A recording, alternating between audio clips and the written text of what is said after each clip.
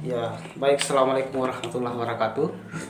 Hari ini saya bersama dengan Kakanda Dr. Ramlan Arifin. Beliau adalah guru tenaga pendidik di Boswa School Internasional Makassar. Jadi hari ini kita akan berbincang-bincang terkait dengan tentang filsafat Stoa. Dalam kehidupan sehari-hari, orang cenderung biasa salah kaprah dalam menemukan yang namanya kebahagiaan. Ini bahasa sering dipaparkan dalam filsafat Stoa tentang bagaimana makna kehidupan sebenarnya. Untuk itu mungkin Pak Ramlan bisa menjelaskan bagaimana menurut filsafat Stoa terkait dengan mencari kebahagiaan hakiki dalam kehidupan menurut filsafat Stoa. Oke. Terima kasih Saudara Wahyu ya. Jadi berbicara tentang filsafat Stoa ini dibawa oleh Zeno. Jadi Zeno of Citium yang membawa ajaran-ajaran Stoa ini dan Stoicism ini, di mana ajaran Stoa ini saya pikir masih sangat relevan untuk kemudian kita jalankan dan kita amalkan dalam kehidupan kita sehari-hari, apalagi di zaman yang katakanlah zaman di mana teknologi itu berkembang ya. Jadi saat ini kita ketahui bersama kita disuguhi dengan hal-hal yang sifatnya instan, hal-hal yang percepatan itu tidak bisa kita hindari karena perkembangan teknologi. Nah, itu kita mesti syukuri, tetapi sekaligus perkembangan teknologi itu akan membuat kita manusia ya, ketika kita tidak mampu beradaptasi dengannya, itu akan membuat kita tidak bahagia. Karena sebagaimana pertanyaannya tadi yang ditanyakan tadi, bagaimana mencapai kebahagiaan, mungkin seperti itu ya dalam perspektif filsafat Stoa.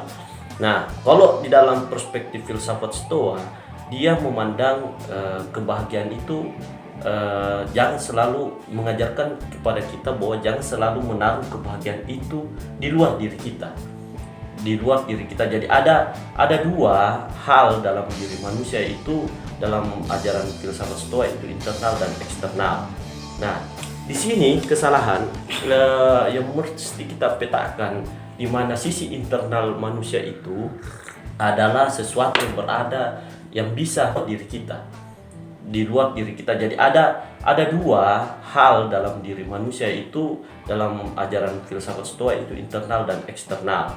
Nah, di sini kesalahan yang mesti kita petakan, di mana sisi internal manusia itu adalah sesuatu yang berada, yang bisa manusia itu sendiri kendalikan, seperti sifat manusia itu sendiri, kemudian bagaimana manusia itu berpikir secara rasional, itu adalah sesuatu yang bisa dikendalikan.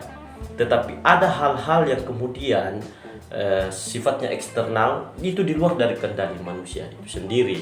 Seperti itu manusia.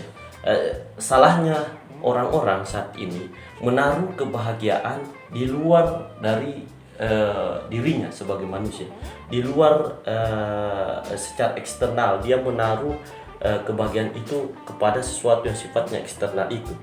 Seperti misalnya ketika saya menjadi seorang pemain bola, saya berlatih itu demi apa? Ingin mendapatkan pujian oleh penonton, ingin mendapatkan penghargaan dari penonton. Atau katakanlah saya adalah seorang sastrawan atau penulis, saya menulis buku itu untuk mendapatkan kebahagiaan itu karena saya ingin mendapatkan pujian dari orang lain, bagaimana orang lain itu bisa menghargai buku saya, sehingga ketika itu yang menjadi pemikiran kita, menjadi tujuan kita, itu adalah suatu sifatnya eksternal dan itu sama sekali di luar kendali kita. Jadi ketika kita misalnya berkarya, lalu kita membutuhkan pujian dari orang lain, maka di situ akan memberikan ketidakbahagiaan. Syukur-syukur ketika orang lain itu syukur-syukur kalau orang lain itu, orang di luar diri kita itu menerima dengan baik karya kita. Tapi ketika yang kita dapatkan adalah kritikan dan yang kita butuhkan adalah pujian, maka itu akan membuat kita tidak bahagia. Filsafat Stoa mengajarkan apapun silahkan berkarya, apapun tanggapan orang lain, mau kritikan, mau masukan, itu bukan hak kita. Hak kita adalah berkarya, itu secara internal. Karena sesuatu yang di luar diri kita itu di luar kendali kita. Nah, inilah yang dikatakan dalam filsafat Stoa, itu dinamakan dikotomi kendali. Mungkin seperti itu Luar biasa. secara singkat ya. Oke.